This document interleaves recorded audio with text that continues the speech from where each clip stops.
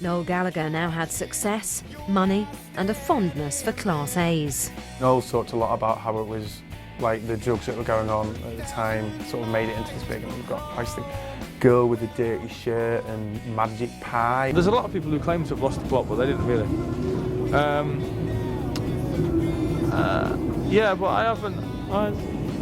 Whether I got it back or not, it's not for me to say, is it? This is a man who's just played the Call of a Million People. Now he's got to come up with a new album and a new direction. The album Noel came up with was the eagerly anticipated Be Here Now. Released in August 1997, the record confounded a sceptical music press by immediately hitting the #1 slot, selling an astounding 700,000 copies in its first week. Recorded partly at the Beatles' old haunt, Abbey Road Studios in London, the album featured an altogether more ambitious and laboured sound.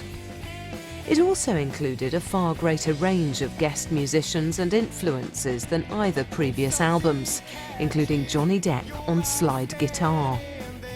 I saw something with Noel Gallagher the other week and he said people don't like the third album, but he likes to listen to it because it reminds him of like 2 years in his life where he was just like playing the rock and roll world. He had the world at his feet and it was overblown and every song was 15 minutes long and, you know, I mean, obviously Oasis fans liked it and I think it sold well. Be Here Now proved Oasis hadn't lost any of their fans, and a year later, to feed this ever-growing audience, the band released an intriguing collection of B-sides, The Master Plan. Once again confounding their critics, the record reached #2 in the album charts. Of notable inclusion was Noel's unusual cover of the Beatles' I Am the Walrus. After touring and the by now predictable gigs, the pressure was on to record their 4th studio album. What they did was they hired a chateau down in the south of France. Their idea was that it was all getting a bit out of hand, especially Liam. And for Liam to operate properly, there should be no drink or drugs around. Don't know what I'm doing then.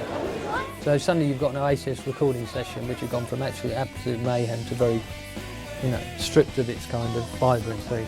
So everybody's getting very tense because there's this no drink, no drug rule. And then they have this new producer in, and one night Bonehead crashes into this producer's room, 5 in the morning, drunk, you know, and wakes him up, rah, you know, and all that. And Noel went, you know, absolutely mad at Bonehead, and Bonehead said, fuck it, I'm leaving, and got his bag and left. And as soon as Bonehead went, I thought, Goodsy will be next.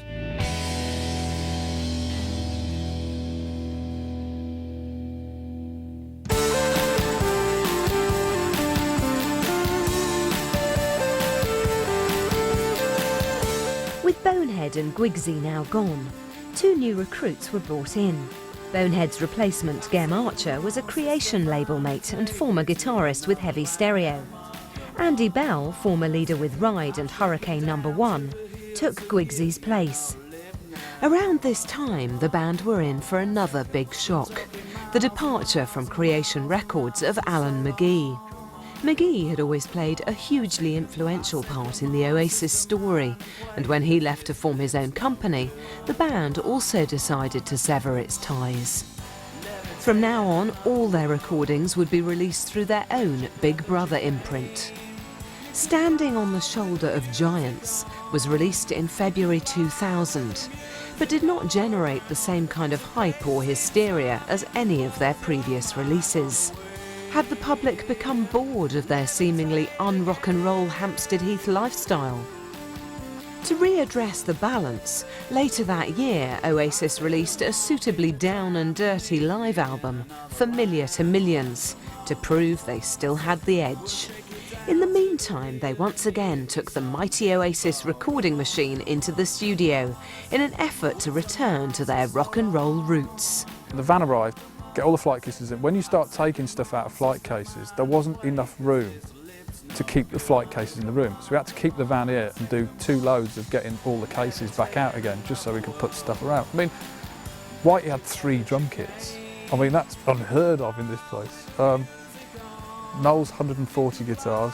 One of the things we tried to do in the studio when they came in was we set up the room into kind of different zones. So you had sort of Noel's guitar world, you had Liam's vocal booth in the middle of the studio. Then we put like a couple of couches and a coffee table with a hi-fi. So it was like a living room in that area. And then you'd have Gem's world set over another side. Whitey had about 2 or 3 drum kits in there.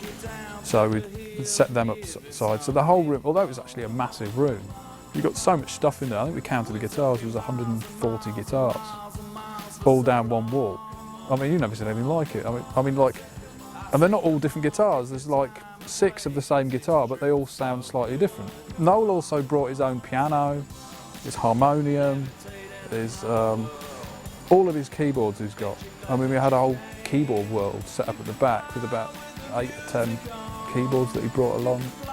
So, I mean, you know, it was a huge setup. I said, come on, sister mine, and take me to another land. Come on, come on, come on. I said, come on. Try to capture it as like a gig as possible within the constraints of a studio, as opposed to a very pristine, clean recording, because that's not what Oasis are about.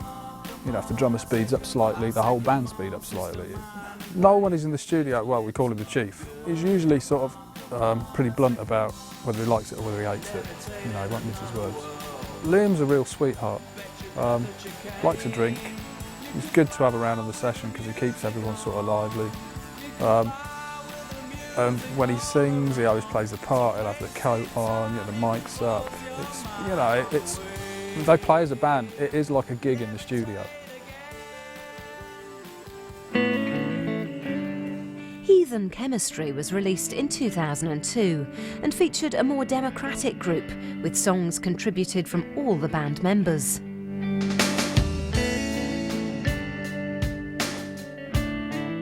Well, I remember I was talking with a mate and the album had just come out and I put it on and I said, have a listen.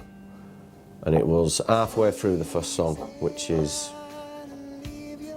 In Due Time's the first song, isn't it? Halfway through that, mate who I with said, no, I'm not into it.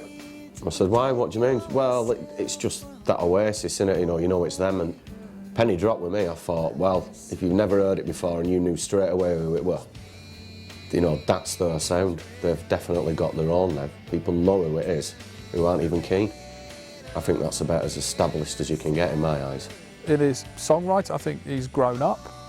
So his lyrically and his life experiences are a lot more mature.